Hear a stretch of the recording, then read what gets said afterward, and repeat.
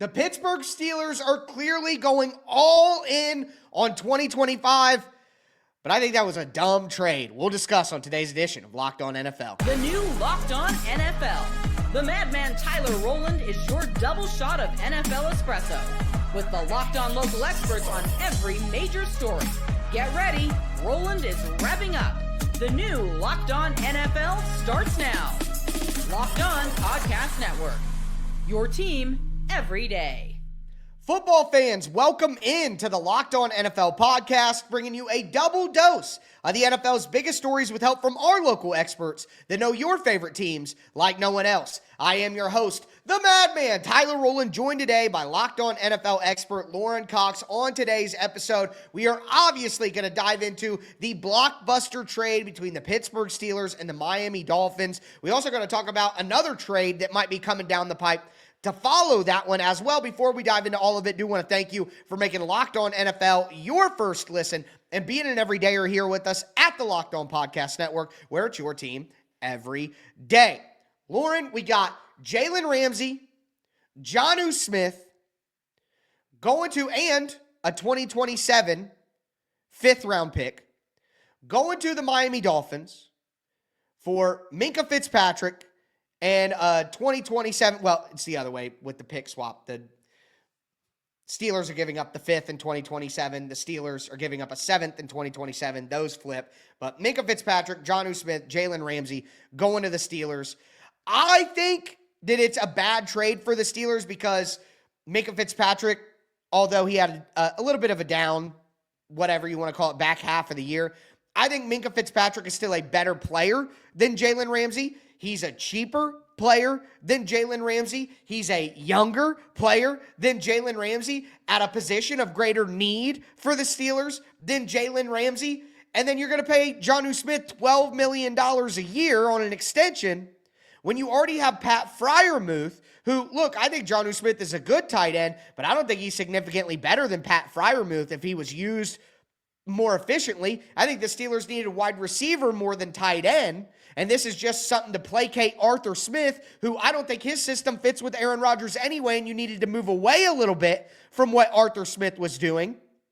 So all of that together, I'm like, I understand why the Steelers are doing something like this. Just the execution of it, I don't think that they did it the right way. But I also want to say that we talked about Jalen Ramsey going to the Steelers on this program weeks ago. I try to pre you guys to the movement, just saying out there. But do you feel differently than me about this move? I just like that there's a clear direction for the Steelers because it felt like they were kind of hovering on this, like, well, we've got the old quarterback, so we kind of got to win now, but then we'll bring in DK Metcalf and kind of go younger here and there. But like now you look at this team, Rodgers is 41, Darius Slay is 34, Robert Woods is 33, Jalen Ramsey's 30, Jonnu Smith's about to turn 30. Like at least they're all in on a direction and saying like, hey, we're going to try for this. And then if after this year, then it'll be a more clear, like, blow up, right? Instead of trying to do this like half in, half out on what their identity was, like everyone knows the Steelers are going for the Super Bowl. And I think there's a benefit to at least kind of having everybody pushing in the same direction. Yeah. And that's one thing I say, I didn't like necessarily the way that they're doing it here, but I do understand the move. And I do agree that they should have tried to go all in for 2025 since they got Rodgers at this point. You might as well do that, but just the execution of it, I guess, is something that I wonder about. My guy, Chris Carter from Locked On Steelers, he sees it as an all-in move as well. Hey everyone, Christopher Carter here from the Locked On Steelers podcast with breaking news here. Omar Khan has gone insane. The Steelers going crazy with trades with the Dolphins. They send away pro safety Minkah Fitzpatrick in return, getting Jalen Ramsey and Jonnu Smith in this trade. This is bonkers. We're still learning this step by step. I literally filmed a video on the Jalen Ramsey Minkah Fitzpatrick trade, and then the second I stopped filming it, Jonnu Smith was added to the trade. Omar Khan has gone bonkers. He's adding everything to the Steelers roster, and this is such an upside-down blockbuster trade for what the Steelers had been. Where does Jalen Ramsey fit with Joey Porter and Darius Slay? How does Jonnu Smith fit with Pat Freiermuth and Darnell Washington? So many questions, so many things to try to answer. We'll try to get it all done in the Locked On Steelers podcast. Be sure to tune in on your favorite podcasting apps and on YouTube. We got a lot to discuss today. I mean, it's an exciting day for the Pittsburgh Steelers just because they're making – this is the most – like, I've never seen the Pittsburgh Steelers act this way in most of my lifetime. Yeah, that feels like maybe the biggest takeaway from all of this is not just like the all-in versus, trying to get younger thing, but just like breaking from the Steelers mold of like big, bold swings and trading away George Pickens earlier and all these sort of back and forth moves. Like it signals, I think, a change in mentality in the sense of like they've been doing everything the same way for a while and maybe getting a little frustrated with always finishing, 9-8 and right hovering and never really been able to get over the top and saying, screw it, let's quit trying to do it the exact same way. That's always been consistent for us, but like we need something a little bit extra. So let's do it differently and let's take a more aggressive approach and we'll live and die with the results, I guess. Well, my question then becomes, who is the most frustrated? Was this a decision? All these things, this offseason, this aggressiveness we've seen from the Steelers.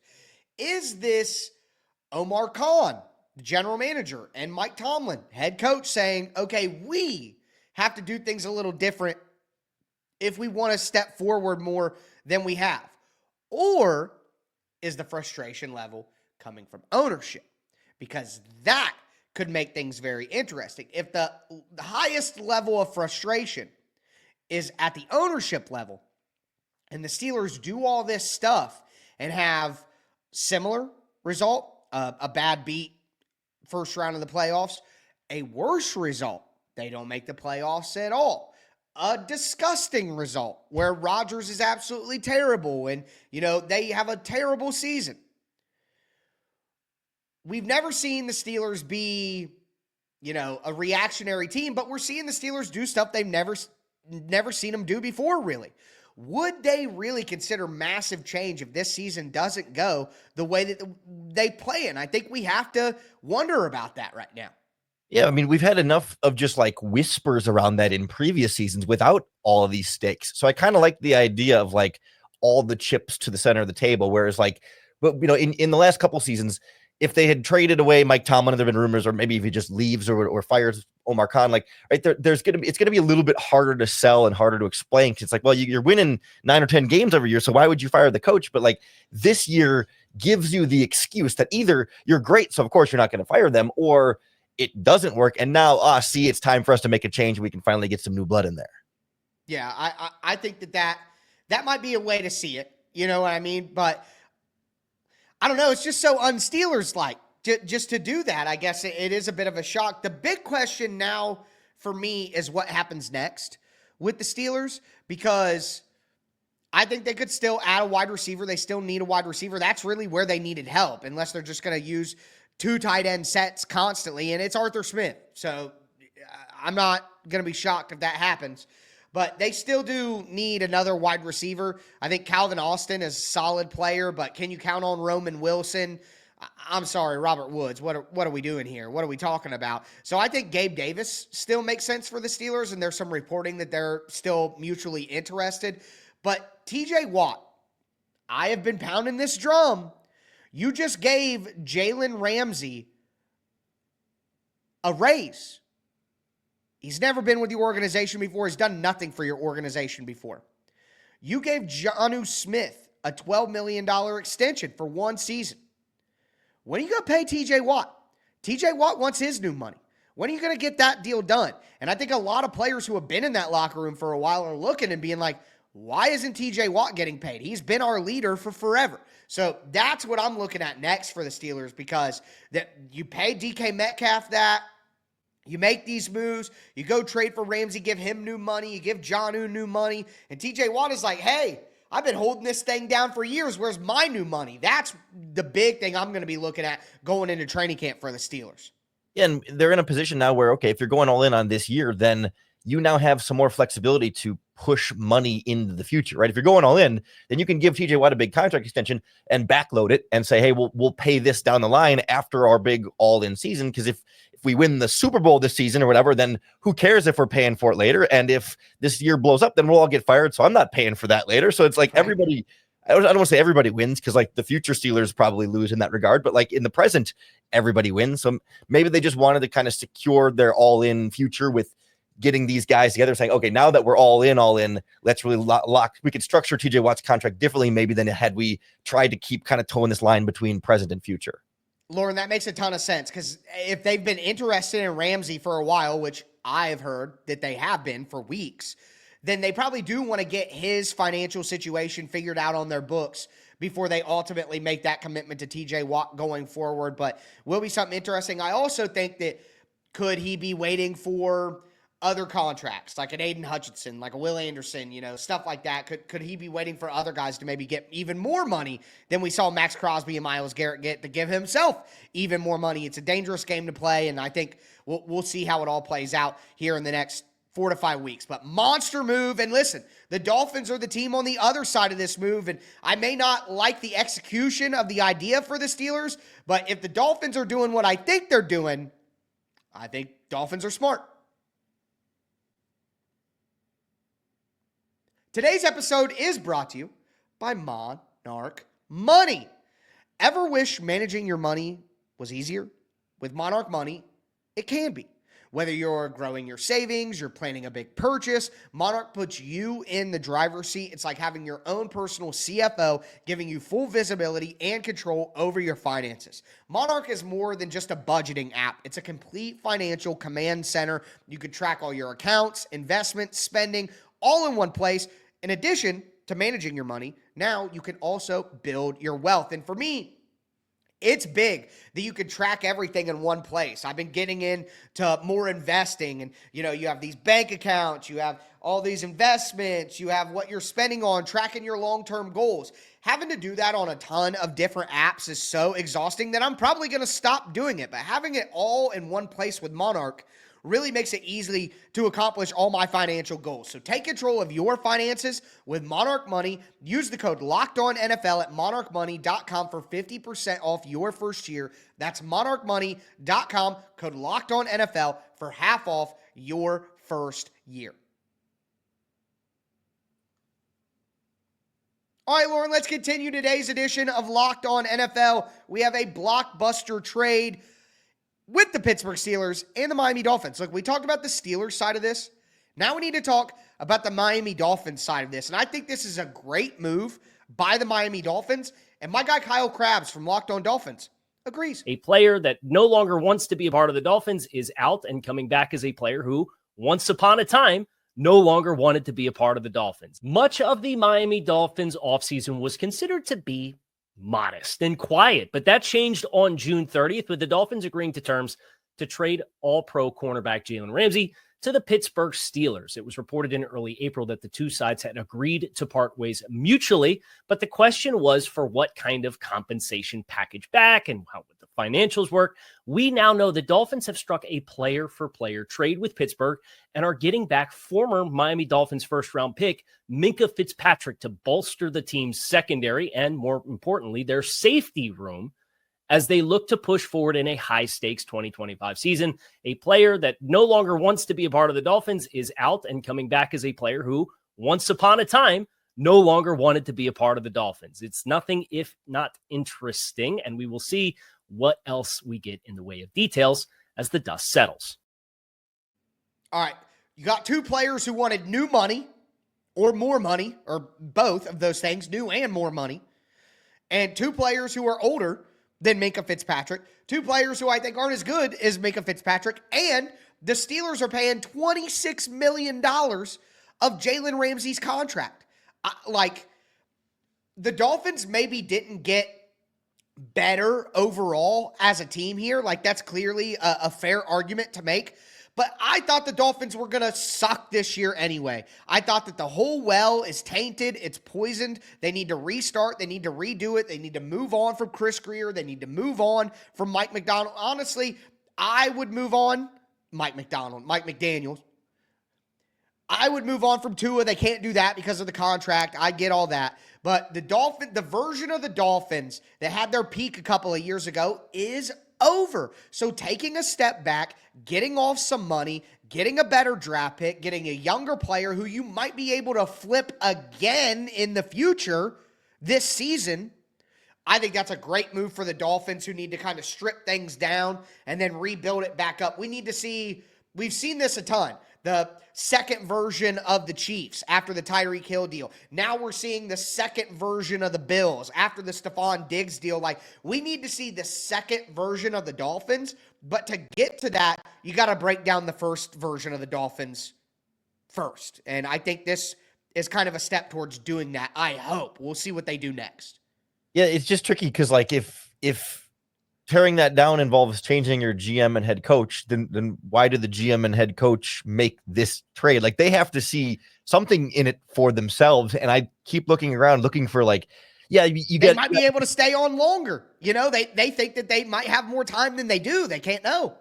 Yeah, and I mean, Minkah Fitzpatrick is more of a longer term investment. Like, you're right in the sense that, like, if you assume Jalen Ramsey and Jonnu Smith were leaving anyway, then being able to get Minkah Fitzpatrick for them is a win, but you're still left without a really solid replacement for either one of those guys that you lost. Bad. And this cornerback room is really, really rough right now. When you look around and you see, look at the tight ends. But the tight ends too. I mean, at least Pharaoh Brown has like played some NFL snaps that you can get. But yeah, it's not that great. And like, you look around and the Jair Alexander already goes to the Ravens, and now of course Jalen Ramsey goes to the Steelers. Like, where's the big cornerback addition to help them to try and compete in the AFC, where some of the other AFC playoff teams are getting better? Like, this does feel like a teardown, but it's a weird spot for guys who seem to be on the hot seat. Yeah, I'm with you. Can we get Pat Surtain Sr. back to Miami? I mean, let's get that going. That might be an option. Listen, I guess that is less of a concern to me with my view of the Dolphins. Now, if the view of the Dolphins internally is, hey, we're being as competitive as possible this year. Well, no, you're not. Like, you're definitely not doing that. But, like, if the Dolphins are going to take their medicine and kind of be sellers this year and just try to be scrappy and as competitive as possible, and, if they're going to be sellers, if we get to the trade deadline and they're potentially trading Tyreek Hill, they're potentially trading Minkah Fitzpatrick and flipping him again. Like, I think that would be an incredibly smart move for the Miami Dolphins to kind of try to rebuild this in a new image. I worry, though, that that's maybe what they won't do. But you're talking about that cornerback room. I mean, shout out Storm Duck. You are my new highest employee. Like, he's going to be CB1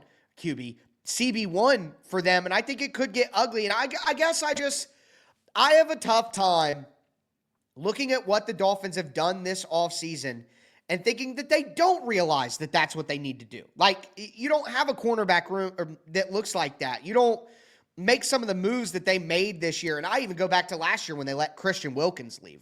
Zach Seiler is a good player for sure. But, I mean, I never liked that move in the first place. I just think the Dolphins look like a team who might be accepting their fate. What they do going forward, there's still a lot of time before the season. Maybe they prove me wrong, and then I come back to put the dunce cap on the Dolphins. But I like what they're doing if they're going in the direction I think they're going. It just reinforces, like, how strange it was that they didn't prioritize drafting a corner early when we all knew Ramsey was going to be going. And I get you don't want to just reach for a specific position in the draft, and yet at the same time, we see teams all the time like trade to get in position to take specific positions in the draft. So, like, there were plenty of cornerback options there when they took Kenneth Grant in the first round. And Kenneth Grant's a good player, and I think that he could be a good draft pick. But sometimes you got to be thinking ahead here and say, hey, like, let's prepare for this seeming inevitability that Jalen Ramsey would not be a Miami Dolphin this year. And instead, the plan is Duck Storm and Artie Burns. It's just the foresight seems to be lacking a little bit. And again, you let Christian Wilkins go, which creates the need for Kenneth Grant. Now you have to use a first-round pick on a nose tackle. Is Kenneth Grant, not to be home cooking, because anybody who knows my Titans content knows that I was not high on the pick of T'Vondre Sweat. So I'm no T'Vondre Sweat, stan or anything like that. But is Kenneth Grant going to be as good as T'Vondre Sweat? Can't you get that production later? And with the depth in the interior defensive line in this draft class, going Kenneth Grant over a guy like Jahdae Barron, who would have been a perfect versatile replacement for Jalen Ramsey. You're right. It doesn't make a lot of sense. I can't say I have a lot of faith in the Dolphins, but if they tank this year, just don't do anything crazy. I think they're at least going down a path that could maybe lead to major changes, but is the smart thing for the Dolphins to do, because I just don't see any hope for the Dolphins is ultimately where I come down on.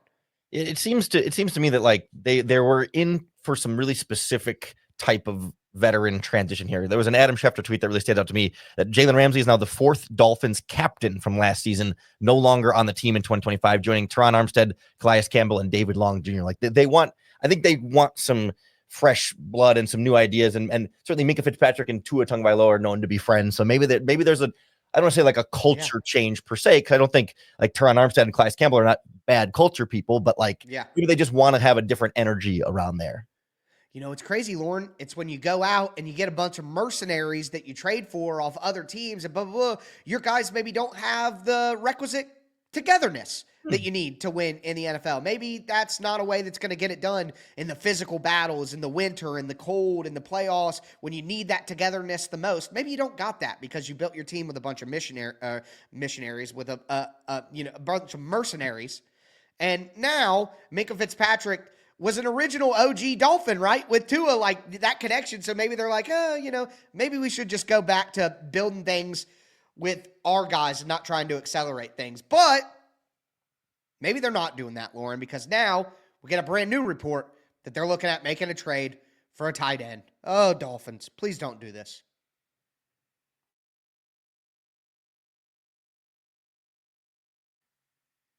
All right, Lauren, let's cap off today's edition of Locked On NFL, reacting to the big blockbuster trade in the NFL. It's a dead period in the NFL, so when stuff like this happens, it really causes a reaction. But we talked about the Steelers, we talked about the Dolphins. Now we need to look at it from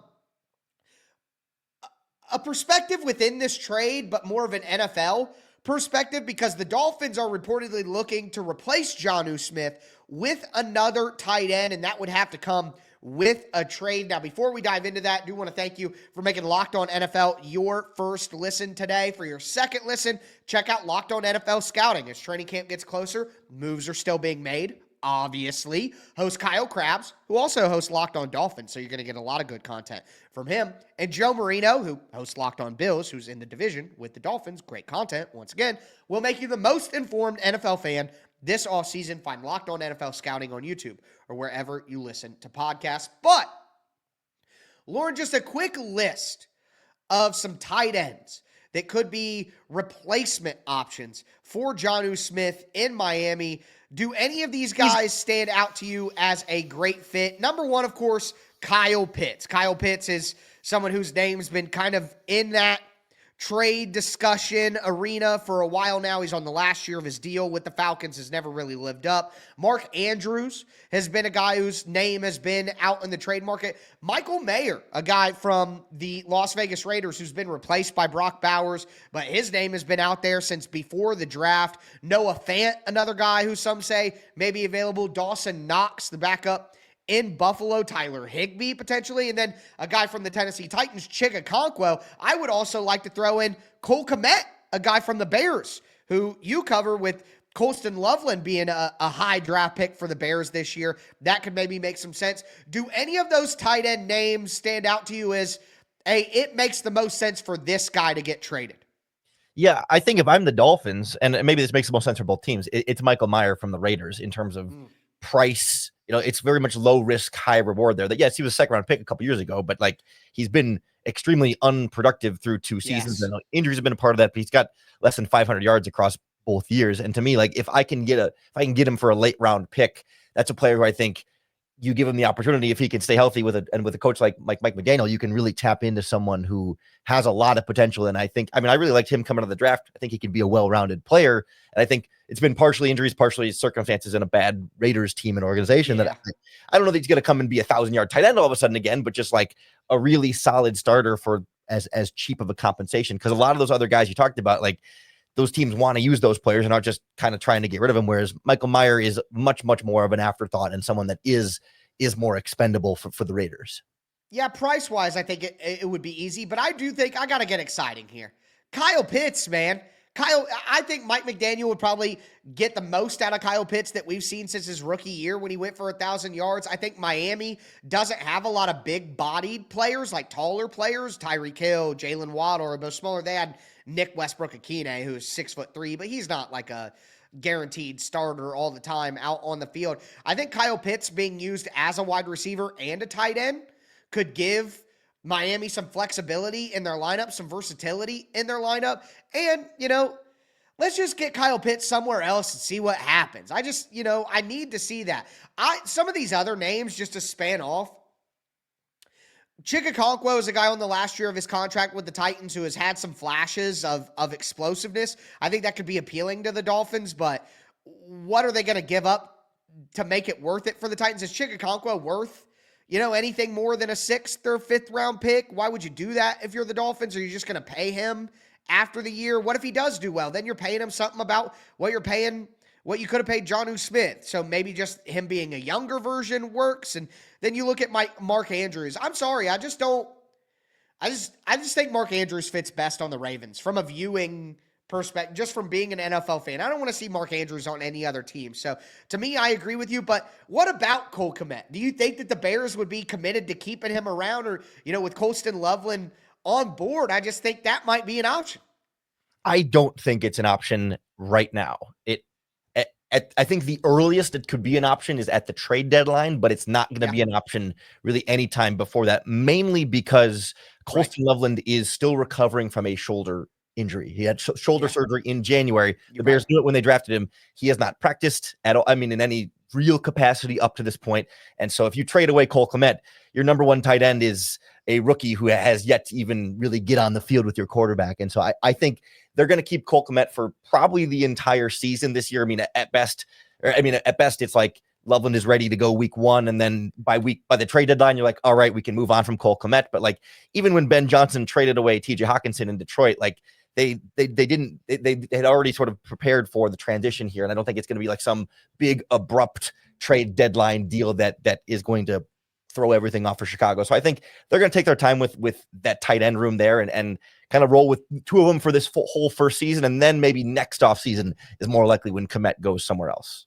Yeah, that makes a ton of sense. See what you got in the rookie before that. Well, with that in mind, a Dawson Knox could make a ton of sense too, because they do know what they have at tight end with Dalton Kincaid. So that could be an option there. But if Miami does that, just take your medicine, Miami. Please just acknowledge you need a transition year and you can build it back up. Let's just be competitive and scrappy Dolphins. And then next year we'll get back with a better culture and more young guys who are bought in. Come on, Miami, just do the right thing. If they want to go the cheapest route, you could go sign a free agent like Gerald Everett.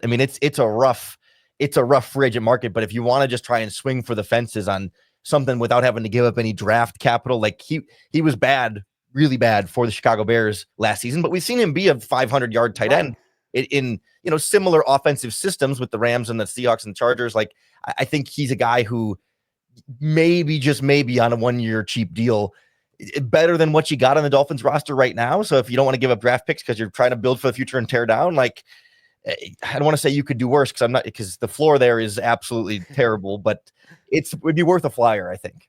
Yeah, and I also would say that Gerald Everett is a scheme fit. He is a guy who can kind of catch the ball, get out those quick routes into the flat and stuff that I think the Dolphins want to do. So that would be a good fit there. But it will be something to monitor. I think that would be I'm not saying the Dolphins should do nothing and add no one and go with just Pharaoh Brown, but let's not give up too many future assets that you need to use on young players to restock this thing on players who aren't as young and who have already kind of phased out at their previous location. Well, and once again, just like with the Jalen Ramsey conversation, we kind of knew the Jonnu Smith thing was up in the air. This was a good tight end draft class, and Miami Dolphins, no foresight there. Again, you don't want to just reach at positions, but at some point you got to build a good team. Yeah, you can't tell me that with the defensive line class we just saw and the tight end class that we just saw that there was no opportunity for the Dolphins to get proper value throughout the draft. I just don't buy that. But either way, that is going to do it for today's edition of Locked On NFL. I am your host, the Madman, Tyler Rowland, for my co-host, Lauren Cox. As we tell you every episode, thanks for tuning in and stay safe out there.